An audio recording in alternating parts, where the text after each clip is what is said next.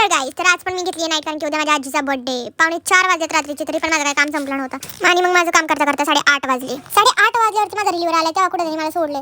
मग आता मी बसला चालले ते मला बसतं की बस भेटली. जरा वेळ उभी थांबले. नंतर मला बसायला जागा पण भेटली. नंतर मग 1-1.5-2 तासांनी मी माझ्या घरी आले. माझ्या थोबाडावरून माझ्या कामाचा अंदाज लावू शकता किती दमलेत मी.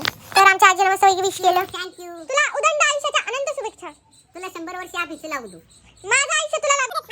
का ग? संपले माझं. अरे काय विकत बोलती बर्थडे ना तुझा. असू दे ना. बरं काय गिफ्ट पाहिजे तुला काय? हा? गिफ्ट काय नाही. काही नको. का ग? फक्त मला सुखात ठेव. तू सुखातच आहे. नंतर मग आमची आजी एकदम अशी खुशच झाली कारण की तिचा आज बर्थडे राईट. नंतर मी आमच्या बाळाला भेटले. मस्तपैकी त्याचा लाड केला तर तो आला लाडात. तो एक तर आधीच डुंगू डुंगू आहे आणि तो मला खूप आवडतो कारण की माझं त्याच्यावरती खूप जास्त प्रेम आहे. हॅपी न्यू इयर मामी.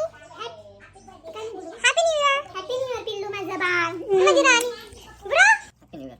तुझं आयुष्य खूप सुंदर राहो. तू मरता मरता वाचली तर अजून जिवंत राहो. तुझ्या माईच्या माझ्या डोक्यात